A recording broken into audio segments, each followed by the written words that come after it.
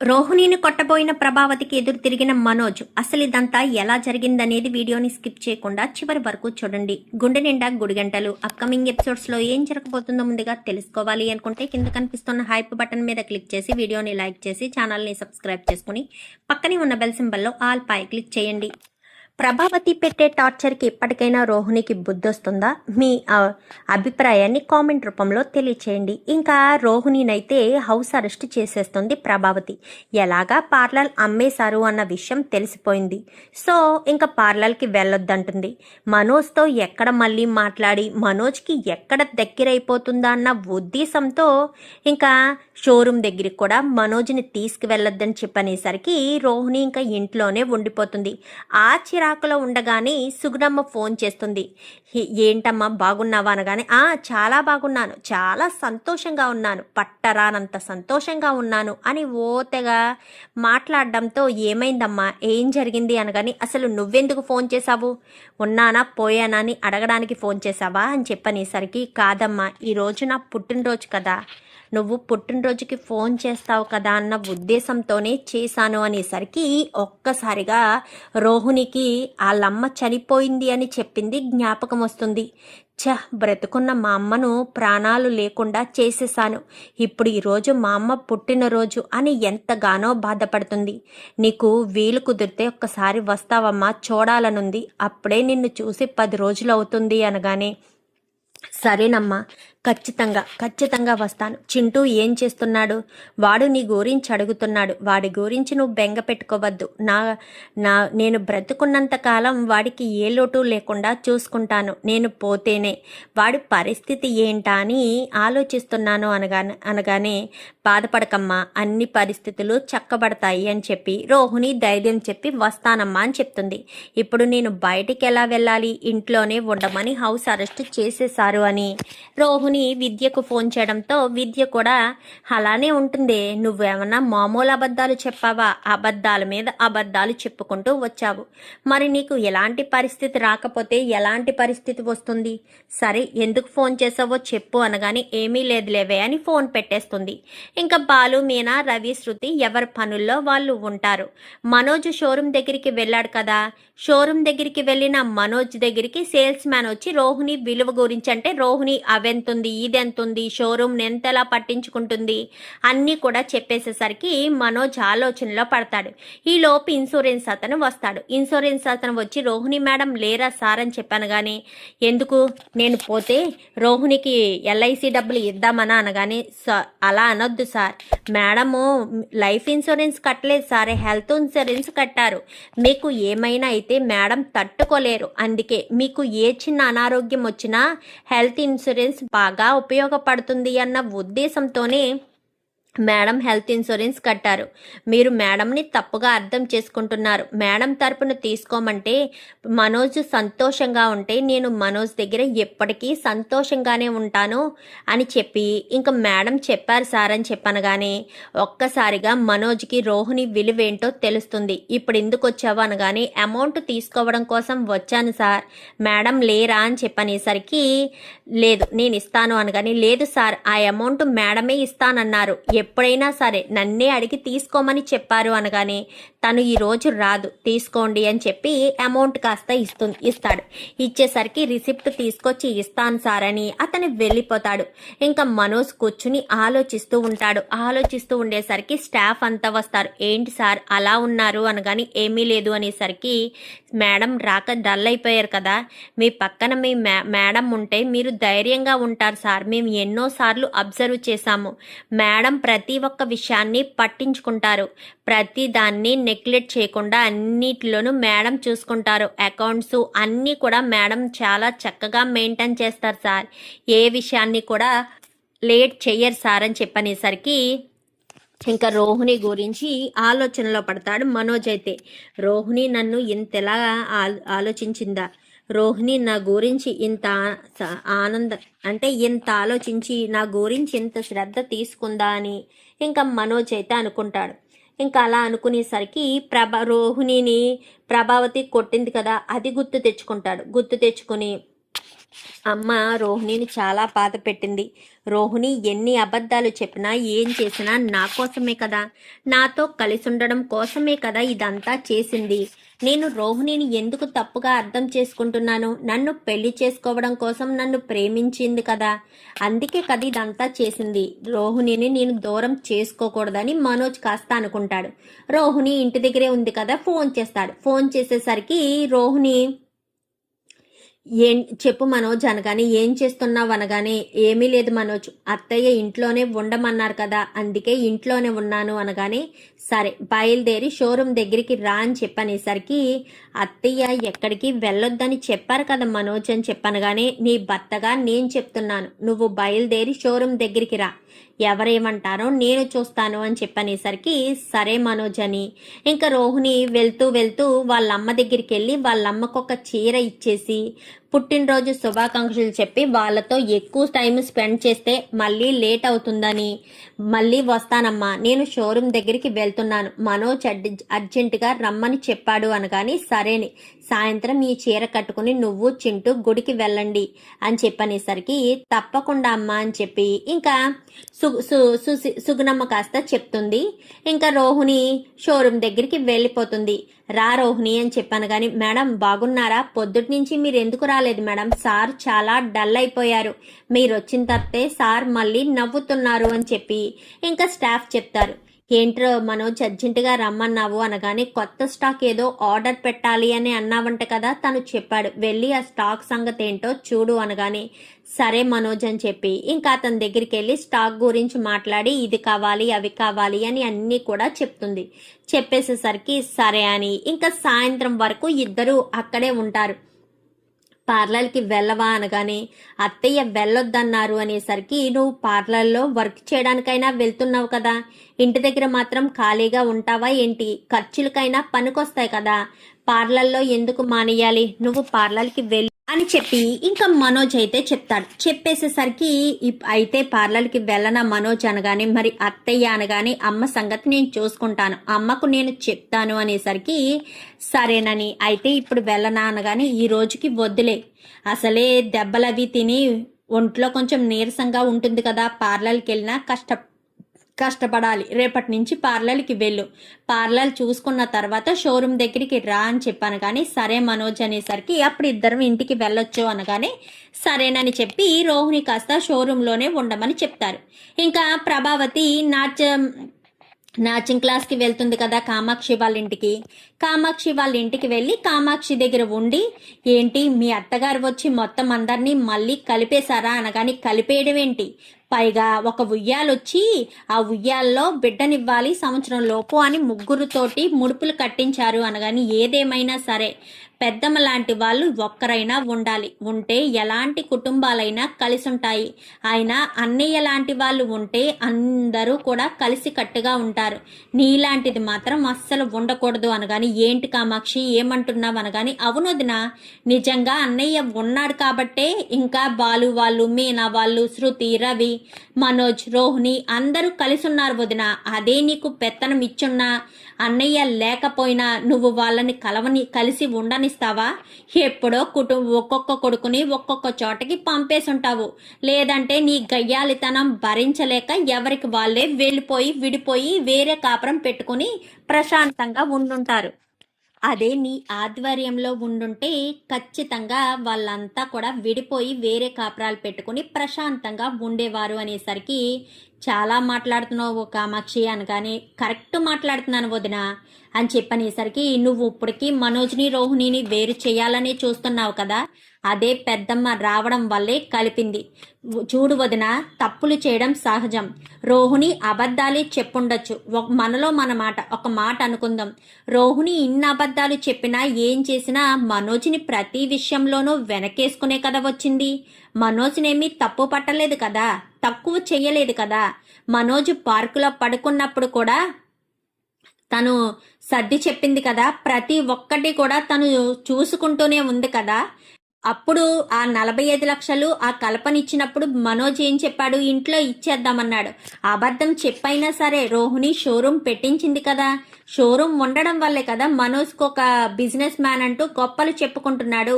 లేదంటే వాడు ఇంకా పార్కులోనే పడుకుని ఉండడమో లేకపోతే గుడి ముందు అడుక్కు తినడమో చేసేవాడు. అర్థం చేసుకోవాలి వదిన, రోహిణిని మాత్రం తప్పుగా అర్థం చేసుకోవద్దాను. కానీ ఎన్ని చెప్పినా ఎవరేం చెప్పినా అది నన్ను మోసం చేసింది, దాన్ని మాత్రం ఎట్టి పరిస్థితుల్లోనూ వదిలిపెట్టను అంటూ ఇంకా ప్రభావతి కాస్త చాలా కోపంగా ఇంటికి బయలుదేరి వచ్చేస్తుంది. ఇంటికి బయలుదేరి వచ్చేసేసరికి మీనా మీనా అని చెప్పాను కానీ ఏంటత్తయ్య అనగాని టీ తీసుకురా అని చెప్పనేసరికి ఏది అది పైనే సచ్చిందా కిందకు వచ్చిందా అనగానే ఎవరత్తయ్యా అని చెప్పనేసరికి ఇంకెవరు ఆ మలేషియా అబద్ధాలు చెప్పిన ఆ రోహిణి అనగానే రోహిణి లేదత్తయ్య బయటికి వెళ్ళింది అనేసరికి బయటికి వెళ్ళిందా, దాన్నెవడు బయటికి వెళ్ళమని చెప్పాడు, వెళ్ళేటప్పుడు నీకేమైనా చెప్పిందా అనగానే నాకేం చెప్పలేదత్తయ్య, వెళ్ళేటప్పుడు కనిపించింది, ఎక్కడికి అని కూడా అడిగినా గానీ నాకు సమాధానం చెప్పకుండానే వెళ్ళిపోయిందత్తయ్య అని చెప్పనేసరికి దానికి ఎంత ధైర్యం ఉంటే నాకు ఒక్క మాట కూడా చెప్పకుండా బయటికి వెళ్తుంది, పైగా నేను వెళ్ళొద్దు ఇంట్లోంచి బయటికి కదలొద్దు అని చెప్పినా గానీ బయటికి ఎందుకు వెళ్ళింది, కొంపతీసి ఆ షోరూమ్ దగ్గరికి వెళ్ళి మనోజ్ గారికి మళ్ళీ బుట్టలో వేసుకుంటుందా ఏంటి అనుకుంటూ ప్రభావతి వెంటనే మనోజ్కి ఫోన్ చేసేసరికి చెప్పమ్మా అని చెప్పాను కానీ అది వచ్చిందా అనగాని ఎవరమ్మా అని చెప్పనేసరికి అదేరా ఆ రోహిణి నీ దగ్గరికి కానీ వచ్చిందా అనగాని వచ్చిందమ్మా నా దగ్గరే ఉంది అనేసరికి యారా నీకు బుద్ధి లేదా, నేను చెప్పాను కదా దాన్ని దగ్గరికి రానివ్వద్దు ఇంట్లోనే ఉండమని దానికి కూడా చెప్పాను కదా, మరి అదెందుకు నీ దగ్గరికి వచ్చింది అనగానే నేను ఇంటికి వచ్చాక మాట్లాడతానమ్మా అంటూ ప్రభావతి మాట్లాడుతుండగానే ఫోన్ పెట్టేస్తాడు మనోజ్. అయితే ఇదేంటి వీడు నేను మాట్లాడుతుండగా ఫోన్ పెట్టేసి మళ్ళీ చేస్తాను అంటూ మాట్లాడతాడేంటి అని అనుకుని ఇంకా రోహిణి ప్రభావతి అయితే మళ్ళీ ఫోన్ చేస్తే మళ్ళీ కట్ చేసి ఇంకా తర్వాత సైలెంట్లో పెట్టేసి ఫోను లిఫ్ట్ చేయకుండానే ఉంచేస్తాడు. ఇదేంటి మనోజ్ గారు నా ఫోన్ లిఫ్ట్ చేయడం లేదు, ఇది వాడిని మార్చేసిందా ఏంటి అని అనుకుంటూనే ప్రభావతి వెయిట్ చేస్తూ ఉంటుంది. ఈలోపు మీనా టీ తీసుకురావడం, టీ తాగడం, సత్యం రావడం, రవి, శృతి అందరు కూడా వస్తుంటారు. అందరూ వచ్చేసరికి అందరూ వచ్చారు, వీళ్ళిద్దరూ రాలేదేంటి అనుకుంటూ ప్రభావతి కోపంగానే కూర్చుని ఉంటుంది. కూర్చుని ఉండేసరికి రోహిణి మనోజ్ రావడంతో ప్రభావతి గబగబా రోహిణి మీద చెయ్యెత్తడంతో మనోజ్ చేయి పట్టుకుంటాడు. ఎందుకమ్మా దాన్ని కొడుతున్నావు, రోహిణి ఏం తప్పు చేసిందని కొడుతున్నావు అని చెప్పాను గాని తప్పు చేయడమేంట్రా, అది నాకు అబద్ధం చెప్పింది, మోసం చేసింది, అలాంటి దానికి నేను పనిష్మెంట్గా ఇంట్లోనే ఉండమని చెప్పాను, అది ఎవరిని అడిగింటే నుంచి బయటికి వెళ్ళింది అనగానే నేను ఫోన్ చేసి షోరూమ్ దగ్గరికి రమ్మంటేనే రోహిణి షోరూమ్ దగ్గరికి వచ్చింది అనేసరికి యారా అది లేకపోతే నువ్వు ఉండలేకపోతున్నావా, చూడకుండా ఉండలేకపోతున్నావా అనగాని రోహిణి లేకపోతే పని ఏం జరగదమ్మా, నేను డిగ్రీల మీద డిగ్రీలు చదివే ఉండొచ్చు కానీ నాకున్న తెలివితేటలకి షోరూమ్ నడిపించలేను, అక్కడ ఏ టు జెడ్ అన్నీ చూసుకునేది రోహిణియే. అవునరా ఇది బాగా తెలివిగా చేసింది, రేపన్న రోజున ఏదైనా బయటపడితే వీడికి నేను సపోర్ట్గా ఉండాలి, వీడు నాకు సపోర్ట్ ఉండాలి అంటే వీడు నేను లేకుండా ఏమీ చెయ్యలేడు అన్న అపోహ నీకు కలిగించాలి అన్న ఉద్దేశంతోనే అది ఎలా చేసింది అని చెప్పనేసరికి లేదమ్మా రోహిణి ఆ ఉద్దేశంతో చేయలేదు,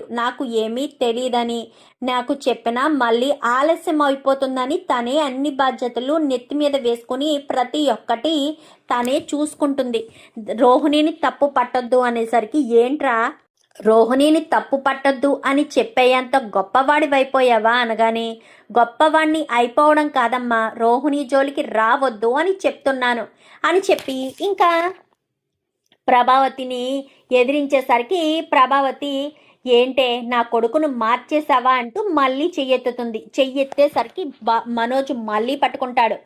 అమ్మ రోహిణి మీద చేసుకుంటే మాత్రం నేను చూస్తూ ఊరుకోను, తను నా భార్యను అనే హక్కు అధికారం నీకు ఉన్నా తనను కొట్టే హక్కు అధికారం నీకు లేదు. తను తప్పు చేసే ఉండొచ్చు, అబద్ధం చెప్పే ఉండొచ్చు. అది కేవలం నన్ను పెళ్లి చేసుకోవడం కోసమే, నాతో కలిసి ఉండడం కోసమే అబద్ధాలు చెప్పింది, తప్పు చేసింది, అంతే తప్ప వేరే ఉద్దేశమేం కాదు. అయినా సరే తను నిజాయితీగా ఉంది. ప్రతి విషయంలో నాకు కష్టమన్న ప్రతిసారి తనే నాకు హెల్ప్ చేసింది. పైగా నా అప్పులు కూడా తనే తీర్చింది. ఏ రోజు ఏ మాట అన్నా కానీ నేను చేసిన తప్పులన్నింటినీ భరిస్తూ నన్ను దూరం చేసుకోకుండా నాకు దగ్గరగానే ఉంది.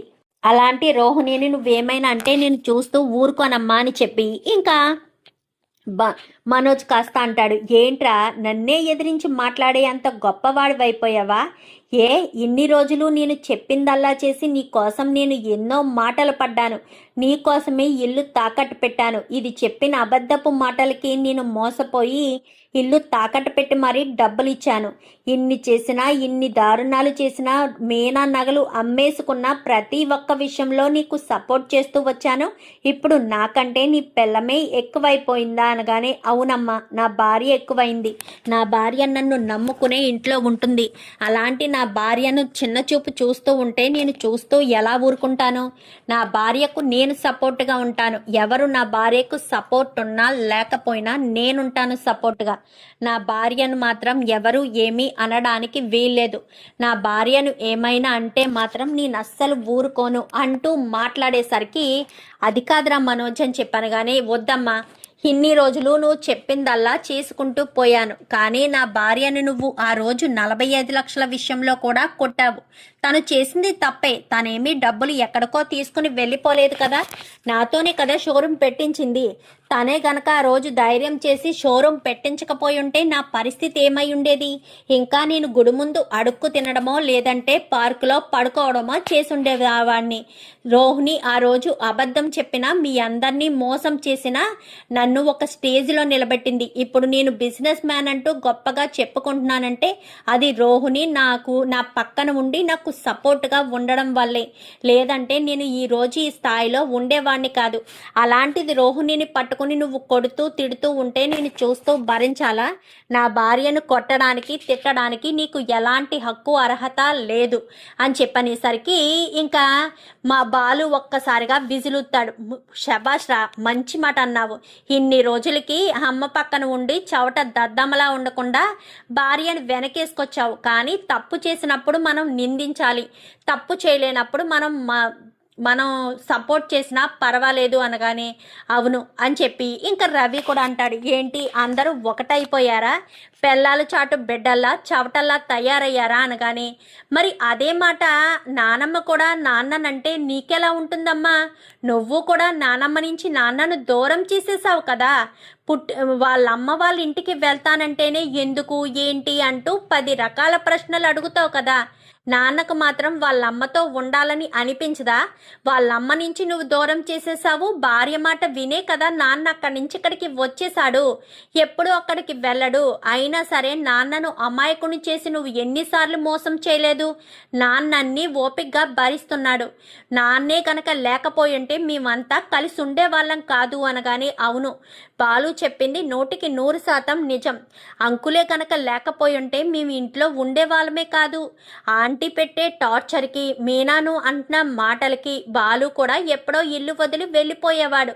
అప్పుడు ఆంటీ ఒకతే ఒంటరిగా సంతోషంగా ఉండేది బాలు అని చెప్పనేసరికి, కరెక్ట్గా చెప్పారు అని చెప్పి అందరూ కూడా అంటారు.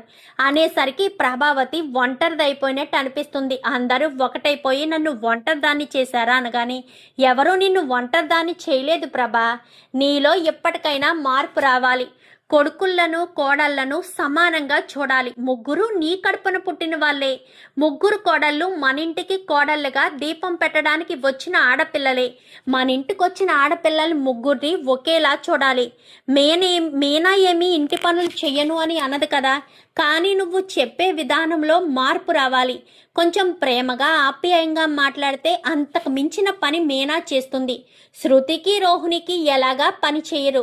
వాళ్ళని చెయ్యమని కూడా మీనా అడగదు. వాళ్ళు కూడా మీనాకి కొంచెం గౌరవం ఇస్తే మీనా సంతోషపడుతుంది కదా.